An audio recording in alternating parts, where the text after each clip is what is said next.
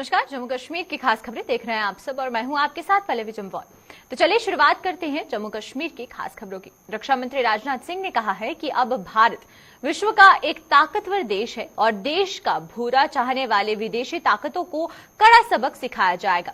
अगर युद्ध होता तो दुश्मन को मिट्टी में मिला दिया जाएगा। और रक्षा मंत्री राजनाथ सिंह ने जम्मू के गुलशन ग्राउंड में जम्मू कश्मीर पीपल्स फोरम द्वारा आयोजित कार्यक्रम में अपने संबोधन में कहा है कि कई युद्धों में मात खाने के बाद भी गिद्ध दृष्टि रखने वाला पाकिस्तान को हमारी ताकत का अंदाजा है। और वहीं पर इसी के साथ चीन व पाकिस्तान से लड़े गए युद्धों का हवाला देते हुए कहा कि भारत अब विश्व का एक ताकतवर देश है। कोई भी दुश्मन हमारी ओर अब आंख उठाकर नहीं देख सकता है। उन्होंने कहा कि चीन ने कई ऐसी गतिविधियों की जिससे कि साबित हुआ है कि उसकी नीयत ठीक नहीं है।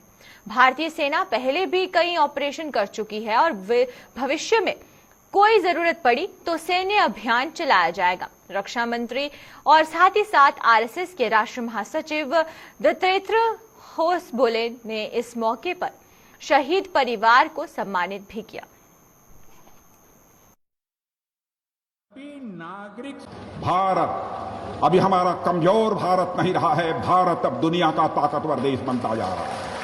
भारत अब दुनिया का ताकतवर देश बन जाता जा रहा है। आपकी मुराद आज नहीं तो कल पूरी होगी। इस भरोसे और विश्वास के साथ हर भारतवासियों को अपने मजबूत दमखम के साथ खड़े रहने की आवश्यकता है। मैं ऐसा मानता हूं। 1971 में वैसे तो आपको मालूम है 65 और 71 दोनों की लड़ाई में पाकिस्तान को मुंह की खानी पड़ी थी, लेकिन 1970 में डिसाइसिव तरीके से, निर्णायक तरीके से भारतीय सेनाओं ने पाकिस्तान को हराया था और अपनी कन्वेंशनल सुपीरियरिटी, पारंपरिक अपनी सर्वोच्चता सुपीरियरिटी उन्होंने स्थापित कर दी। 91,000 की संख्या में पाकिस्तान की सेना के लोग बंदी बनाए गए। बहनों भाइयों, हमारा पड़ोसी देश पाकिस्तान है। हम अपने पड़ोसी देशों के साथ अच्छे रिश्ते बनाकर रखना चाहते हैं। हमारे आदरणीय अटल बिहारी वाजपेयी जी कहा करते थे, जिंदगी में दोस्त बदल सकते हैं लेकिन कभी पड़ोसी नहीं बदल सकता है। पड़ोसी के साथ बराबर अच्छे रिश्ते बनाकर रखना चाहिए। हम पड़ोसी देशों के साथ अच्छे रिश्ते बनाकर रखना चाहते हैं, लेकिन पता नहीं हमारे पड़ोसी को क्या हो गया। बार बार उसके बाद मात खाने के बाद 65 और 71 में प्रॉक्सी वार का सिलसिला शुरू हो गया और बराबर वह कहता रहा, we can bleed India by 1000 cuts. बराबर हम भारत को हजारों लाखों चोट पहुंचाते रहेंगे। कभी न्यूक्लियर पावर की बात दुनिया के कुछ देशों को द्वारा की गई, कभी किसी के द्वारा यह की गई बहनों भाई। लेकिन उन्हें 90 के दशक में भ्रम पैदा हो गया और वे भारत पर स्पेक्टेकुलर स्ट्राइक करके उसका कुछ हिस्से में वह प्रवेश कर गए थे। और आप जानते हैं अंततोगत्वा भारत को कारगिल युद्ध में विजय प्राप्त हुई थी। और मैं विश्वास के साथ कहना चाहता हूं कि आगे भी यदि हमारी विदेशी ताकतों ने हमारी तरफ आंख उठाकर देखने की कोशिश की और यदि जंग हुआ तो फिर से विजय प्राप्त होगी, तो भारत को विजय प्राप्त होगी, यह मैं विश्वास के साथ कह सकता हूं। मगर चीन ने लद्दाख में कई ऐसी गतिविधियां की 1962 की, अब मैं आपको याद दिलाना चाहता हूं, जिससे यह साफ हो गया था कि चीन के इरादे नेक नहीं हैं। और इसमें पंडित जवाहरलाल नेहरू हमारे भारत के प्रधानमंत्री थे। बहुत सारे लोग पंडित जवाहरलाल नेहरू की आलोचना करते हैं। मैं भी एक विशेष राजनीतिक दल से आता हूं। मैं भारत के किसी भी प्रधानमंत्री की आलोचना नहीं करना चाहता और किसी प्रधानमंत्री की नीयत पर मैं कोई सवाल या निशान भी नहीं लगाना चाहता हूं, क्योंकि मैं जानता हूं नीयत में किसी की खोट नहीं हो सकता है। नीतियों को लेकर विवाद हो सकता है, नीतियों को लेकर तो हम आलोचना कर सकते हैं, लेकिन किसी की नीयत के ऊपर मैं कोई सवाल या निशान नहीं लगाना चाहता। अखिल भारतीय विद्यार्थी द्वारा कारगिल विजय दिवस की पूर्व संध्या पर द्रास वॉर मेमोरियल पर शहीदों को श्रद्धांजलि दी जाएगी। परिषद के सदस्य कल यानी सोमवार को श्रीनगर के लाल चौक में एक सभा भी करने जा रहे हैं। परिषद के राष्ट्रीय महासचिव वैभव कुमार ने श्रीनगर में आज एक प्रेस कॉन्फ्रेंस के दौरान पूरे कार्यक्रम की रूपरेखा का ब्यौरा दिया। उन्होंने बताया कि श्रीनगर के लाल चौक में सभा करने के बाद परिषद के सदस्य बाइक रैली के जरिए द्रास की ओर रवाना होंगे और इसके अलावा कारगिल के लाल चौक में भी एक कार्यक्रम का आयोजन किया जाएगा, जिसमें कि कारगिल युद्ध के नायक जनरल वीके सिंह भी शामिल होंगे।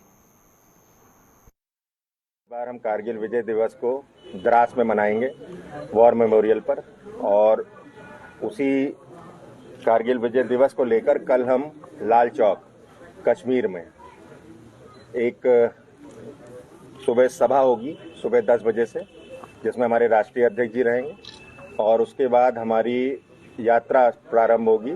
हम मोटरसाइकिलों के द्वारा 200 किलोमीटर की यात्रा तय करेंगे। ये यात्रा 2 दिन की होगी। पहले दिन हम जाके सोनमर्ग रहेंगे, नेक्स्ट डे यात्रा सुबह वहाँ से शुरू होगी, हम द्रास जाएंगे। द्रास में वॉर मेमोरियल पे हम अपनी श्रद्धांजलि अर्पित करेंगे, और उसके बाद हम कारगिल जाएंगे। कारगिल के लाल चौक पे ये यात्रा समाप्त होगी। यात्रा कारगिल में एक सभा के साथ समाप्त होगी लाल चौक पर। उसमें जनरल वीके सिंह जी, जो कारगिल वॉर के हीरो भी हैं और जिनके नेतृत्व में हमने कारगिल का युद्ध जीता था, और इस समय MOS हैं वो भारत सरकार में, वो उस सभा में रहेंगे कि इस बार हम कारगिल विजय दिवस को द्रास में मनाएंगे। कश्मीर संभाग के विभिन्न जिलों में तैनात जम्मू के आरक्षित श्रेणी वर्ग के सरकारी कर्मचारियों के एक शिष्टमंडल ने भारतीय जनता पार्टी के प्रदेश उपाध्यक्ष तथा पूर्व मंत्री श्यामलाल चौधरी से मुलाकात की। इस दौरान इन कर्मचारियों ने अपनी मांगों का एक ज्ञापन पूर्व मंत्री के माध्यम से सरकार को सौंपा। कश्मीर घाटी में तैनात इन कर्मचारियों ने बताया है कि कश्मीर घाटी में टारगेट किलिंग के बढ़ते मामलों के चलते उनमें भय का माहौल है। उन्होंने पूर्व मंत्री से उनका तबादला सुरक्षित जगहों पर करने की मांग की। इस अवसर पर RS पुरा के म्युनिसिपल कमेटी के प्रधान सतपाल पप्पी भी मौजूद थे।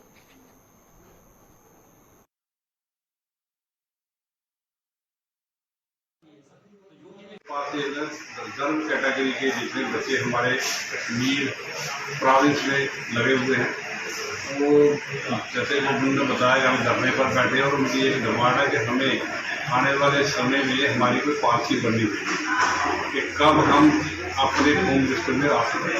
तो हमारे पास वो काफ़ी बच्चे आए थे और उन बच्चों के साथ काफ़ी डिस्कशन भी हुई और उन्होंने जो मेमोरेंडम भी हमें दिया है, हम उनकी बात अपनी पार्टी हेडक्वार्टर में अपने उनसे बात करेंगे तो क्या उनका कुछ हो सकता है, जो पॉलिसी उनकी डिमांड है। बात तो सही है, तो उनको ये तो पता लग रहा है कि हम 5 साल के बाद, 10 साल के बाद, 15 साल के बाद कब कहीं बाहर से हमारी कोई ट्रांसफर पॉलिसी बने तो हम अपने डिस्ट्रिक्ट में आ सके।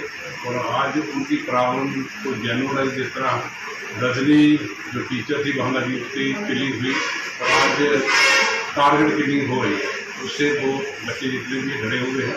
और हम भी चाहते हैं कि उनकी सबसे पहले लाइफ जो सेव होनी चाहिए और उनको सेव जगह कहीं लगाया जाए। और हमारे आदमी की सरकार से भी उन्होंने भी कोशिश की है कि उनको सेफर जोन में रखा है और आगे इनकी जो पॉलिसी की बात उन्होंने की है उसको हम आगे अपनी पार्टी में बात करें।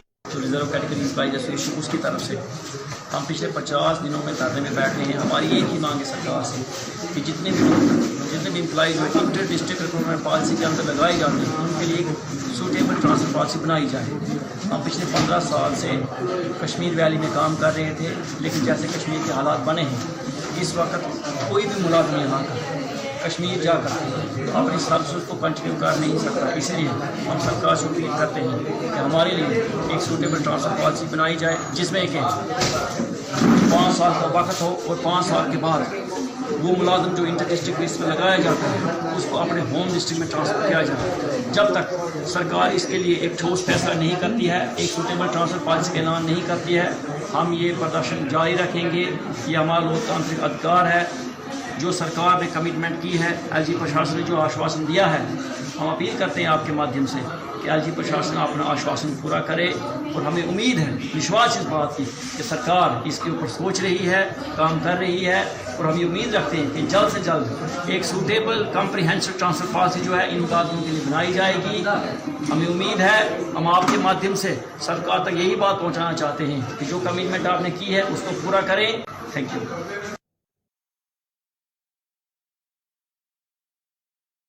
यानी 25 जुलाई से शुरू होने जा रही मचेल माता की यात्रा के लिए किश्तवाड़ पहुंच रहे मां के श्रद्धालुओं का प्रशासन द्वारा जोर शोर से स्वागत किया जा रहा है।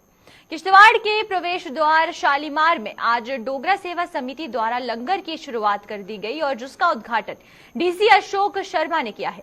डीसी ने बताया है कि इस लंगर की व्यवस्था यात्रा संपन्न होने तक 28 अगस्त तक जारी रहेगी और श्रद्धालुओं को ठहराने की व्यवस्था भी प्रशासन द्वारा की गई है।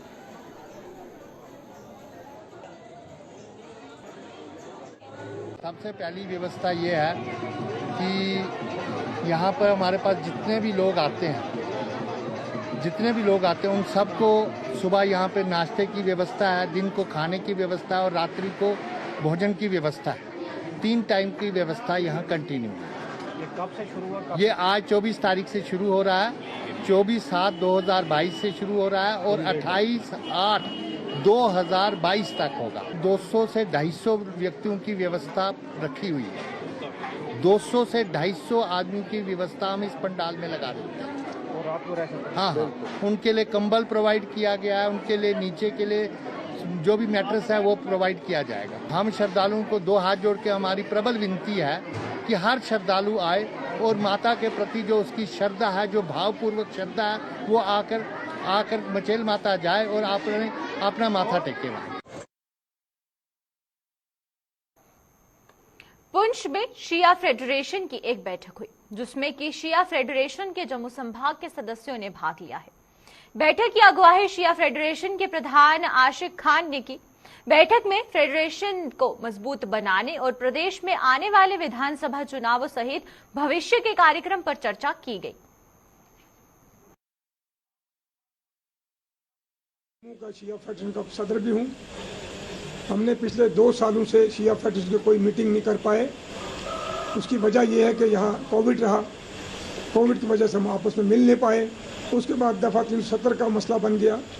तो आज चूँकि हालात यहाँ साजगार हुए तो हमने डिस्ट्रिक्ट हेडक्वार्टर पुंछ में सूबाई सतह की एक यहाँ अजलास बुलाया, जो हमारे चीदा जो हमारे जोमा थे और हमारे दानिश्वर हजरात, उलमा हजरात, उनकी हमने यहाँ मीटिंग बुलाई ताकि यहाँ बैठकर हम अपनी जो फेडरेशन है उसको मज़ीद फाल कैसे बना सकें और आइंदा का लाए अमल हमारा क्या रहेगा।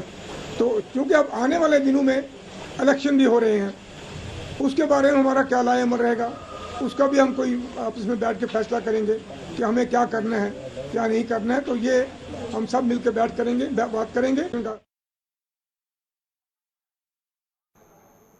जम्मू में बढ़ रहे कोरोना संक्रमण के मामलों को देखते हुए जिला प्रशासन और स्वास्थ्य विभाग सतर्क हो गया है। कोरोना संक्रमण को फैलने से रोकने के लिए स्वास्थ्य विभाग द्वारा जम्मू शहर के विभिन्न स्थानों पर कैंप लगाकर कोरोना टेस्ट किए जा रहे हैं। इस शिविर में तैनात स्वास्थ्य कर्मियों के मुताबिक कोरोना के प्रति जागरूक होने के बावजूद भी लोग टेस्ट नहीं कर रहे हैं और वहीं पर उन्होंने लोगों से स्वयं आगे आकर अपने कोरोना टेस्ट करवाने का आह्वान किया ताकि कोरोना को फैलने से रोका जा सके।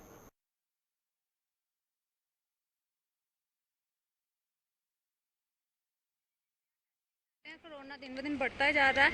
इससे हम ये कहना चाहते हैं कि जो सारी पब्लिक आती है विदाउट मास्क कोई भी घर से बाहर ना निकले, सारे मास्क पहन के निकले। और जैसे कोई टेस्टिंग हम लोगों के लिए बैठे हैं, लोग यहाँ मानते नहीं है टेस्टिंग, लेकिन वॉलंटियर टेस्टिंग करवानी चाहिए। इससे हमें पता चलता है हमारे बीच कितना कोरोना हम फैला नहीं सके।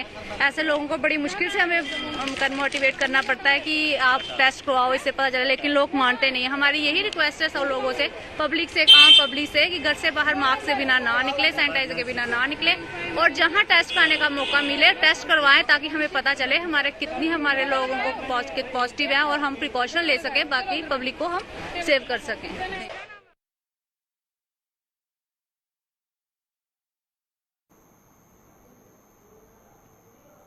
जम्मू के कोरोना संक्रमण के मामलों में हो रही बढ़ोतरी को देखते हुए जम्मू के जीएमसी अस्पताल प्रशासन ने लोगों से सतर्कता बरतने और मास्क पहनने का आह्वान किया है। आज जीएमसी अस्पताल प्रशासन द्वारा इलाज के लिए अस्पताल में आने वाले मरीजों और उनके तीमानदारों को में मास्क वितरित किए गए और इस दौरान उन्होंने लोगों को कोरोना की गाइडलाइन का पालन करने की अपील की।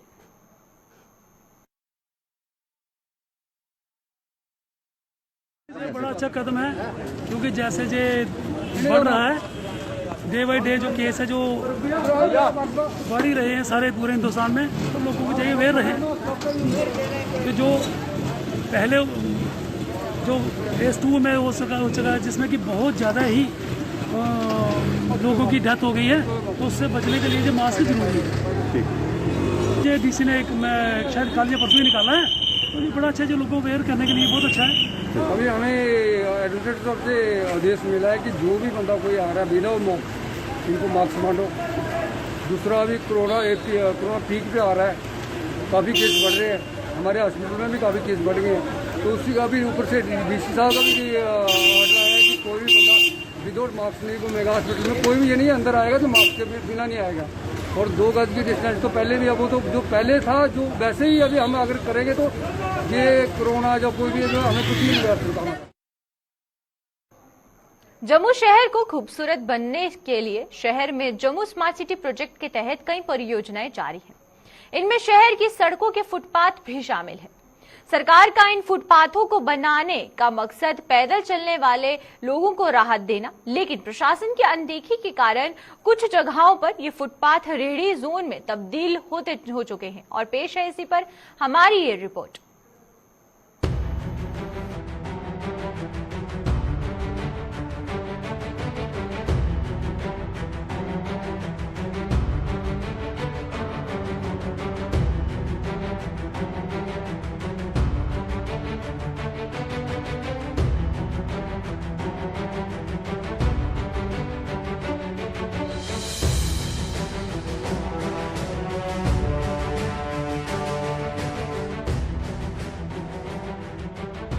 ये तस्वीरें हैं सूर्यपुत्री तवी पर बने चौथे पुल की।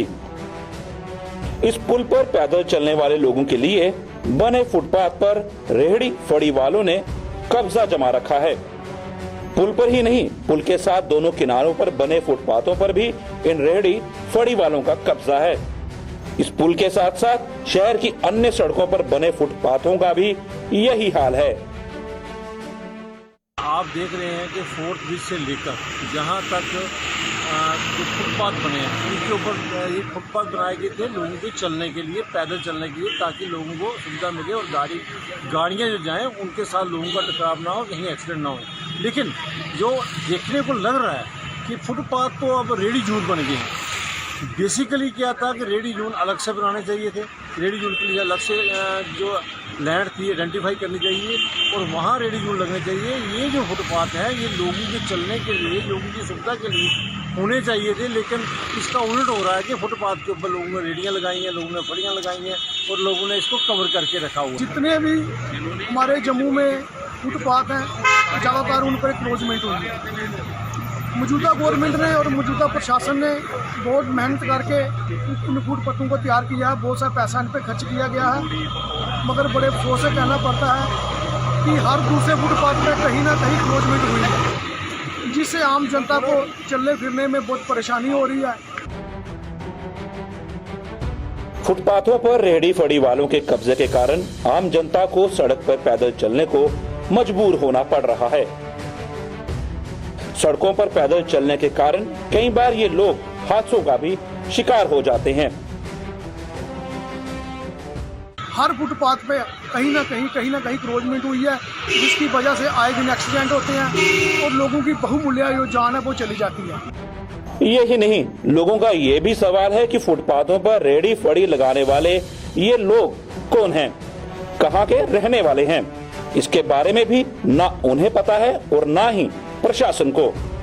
इन लोगों के मुताबिक ऐसे लोग शहर की सुरक्षा के लिए भी खतरा हैं। जितनी भी यहाँ रेडियाँ लगी हैं, ना ही तो इनके पास लाइसेंस है, ना ही तो इनके पास कोई आइडेंटिटी कार्ड है, ना ही ये अथोराइज हैं। और ऐसे ही जिसका सिर पैर नहीं होता, कोई बंदा कहीं से भी उठकर आगे रेडी लगा लेता है, आगे फड़ी लगा लेता है। जब कहीं हादसा होता है वो लोग दिखते नहीं हैं और हादसा होने का कारण यही होता है कि यहाँ प्रॉपर वेरिफिकेशन नहीं है। और हर आदमी जो कोई छोटा मोटा धंधा करता है ऊपर बैठकर, हम उनके खिलाफ नहीं हैं, मगर कम से कम उनकी आइडेंटिटी होनी चाहिए। कुछ ऐसे एलिमेंट्स भी होते हैं जो इन चीज़ों का रश का फ़ायदा उठाते हैं, कोई ब्लास्ट कर देते हैं या कुछ और बड़ा हादसा कर सकते हैं। मैं चाहता हूँ कि हर आदमी की एंट्री होनी चाहिए, चाहे वो रेडी वाला हो, चाहे वो बड़ी वाला हो, चाहे हमारा लोकल हो, चाहे बाहर से आया हो, उसका पूरा रिकॉर्ड होना चाहिए पुलिस के पास, कॉर्पोरेशन के पास, ताकि वो अपना आराम से अपना धंधा भी कर सके और लोगों को कोई उससे असुविधा भी ना हो। लोगों ने सरकार से इन फुटपाथों को खाली करवाने और रेहड़ी लगाकर अपनी रोजी कमाने वाले इन लोगों के लिए रेहड़ी जोन बनाने की मांग की है। प्रशासन को ये कहना चाहता हूँ कि जहाँ भी फुटपाथ बनाए जा रहे हैं वहाँ पर्टिकुलर ये भी ध्यान रखना चाहिए कि वो फुटपाथ सही इस्तेमाल हो, वो फुटपाथ पैदल लोगों को चलने के लिए इस्तेमाल हो, ना कि रेहड़ियों के लिए। जम्मू में स्मार्ट सिटी प्रोजेक्ट के तहत शहर की कई सड़कों पर फुटपाथों का निर्माण चल रहा है। इनके निर्माण का उद्देश्य पैदल चलने वाले लोगों को राहत देना है, लेकिन ये फुटपाथ पैदल चलने वालों को नसीब होते हैं या फिर ये भी रेहड़ी फड़ी वालों के कब्जे में चले जाते हैं, ये आने वाला समय बताएगा। वीडियो जर्नलिस्ट देशराज के साथ अश्विनी चंदेल की रिपोर्ट। कश्मीर घाटी में पर्यटन में उछाल आने के बावजूद श्रीनगर स्थित चिनार पार्क अपनी हालत पर आंसू बहा रहा है। इस पार्क का उद्घाटन 2021 में तब के मुख्यमंत्री उमर अब्दुल्ला ने किया था। वो 2014 में आई भीषण बाढ़ में ये पार्क तहस नहस हो गया था। तब से लेकर अब तक किसी भी सरकार ने इस पार्क की मरम्मत करवाने को लेकर संजीदगी नहीं दिखाई, जिससे स्थानीय लोगों में भारी रोष देखने को मिल रहा है। हालांकि डायरेक्टरेट टूरिज्म GA-2 का कहना है कि सुरक्षा कारणों के इससे इस पार्क की मरम्मत का काम नहीं हो पाया और अब इसे यहां पर आउटकोर्स करने पर विचार किया जा रहा है।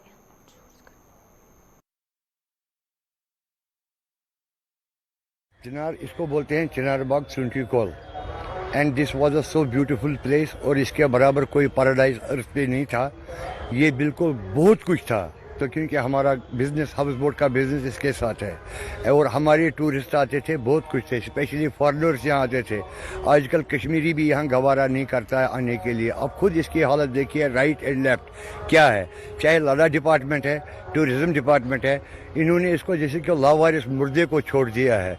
But I have a shame, मैं ये बोलता हूँ शेम के साथ, डिपार्टमेंट ऑफ टूरिज्म कोई इसका एक्शन नहीं लेता है। Because I am concern with the tourism, because my house boat is here, I am living here, मगर हमारा कोई केयर नहीं किया जाता है। मैं गवर्नमेंट से इसलिए करता हूँ, पूरे गवर्नमेंट से, मैं गवर्नर साहब से भी अपील करता हूँ इसकी तरफ तवज्जो दिया जाए। कितने वक्त से ऐसे ही है? ये जब 2014 के बाद जब फ्लड आया, nobody has taken care of it, और उसके बाद में इसको लावारिस बच्चे को छोड़ते हैं, ऐसे इसको छोड़ दिया। हमने ऑलरेडी आउटसोर्सिंग में चीज़ें डाली हुई है, लेकिन कुछ चीज़ें और भी आउटसोर्स के लिए है और 1-2 दिनों में वो आउटसोर्स प्लान उसका फाइनलाइज होकर के मुझे लगता है वहाँ एक कैफेटेरिया की फैसिलिटी भी आएगी।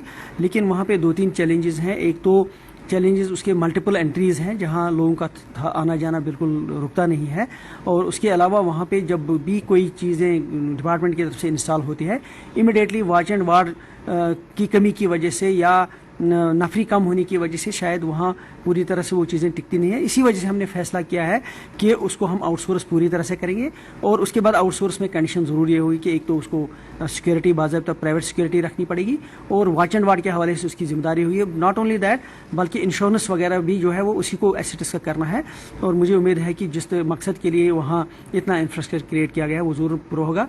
और आने वाले दिनों में वहाँ पर हम कुछ एडिशनल फैसिलिटीज़ लगा रहे हैं, जैसे जिप लाइन का प्लान है, इसी तरह से कुछ अम्यूज़मेंट आइटम्स लगाने का प्लान है, ताकि जो बच्चे हैं, main heart of the city में ये पार्क है, वहाँ बच्चे भी करें, एंजॉय करें, और फैमिली के साथ लोग जाएं और अपना एंजॉय करें, क्योंकि वो ऐसी जगह है जहाँ हर कोई चाहेगा कि वो शाम को जाकर के एंजॉय करें। गणेश चतुर्थी के पर्व को अब 2 महीने का समय शेष है, लेकिन जम्मू में गणेश भगवान की मूर्ति बनने वालों का आना शुरू हो गया है। आपको बता दें कि राजस्थान से जम्मू पहुंचे मूर्ति बनाने वालों ने गणेश चतुर्थी के लिए मूर्तियां बनाने का सिलसिला शुरू कर दिया है। इन कारीगरों के मुताबिक वो पिछले 50 वर्षों से इस पर्व पर जम्मू में आकर गणेश भगवान की मूर्तियां बनाकर बेच रहे हैं।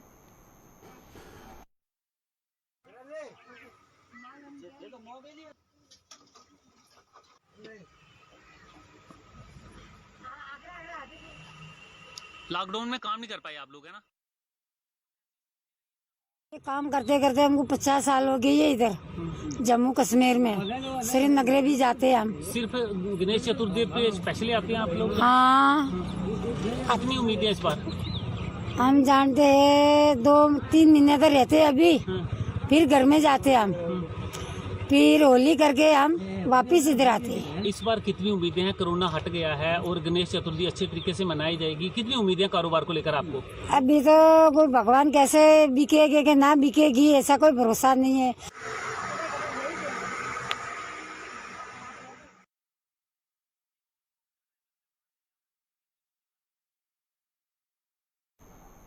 तो चलिए अब तक के जम्मू कश्मीर की खास खबरों में फिलहाल इतना ही। मुझे दीजिए इजाजत। नमस्कार।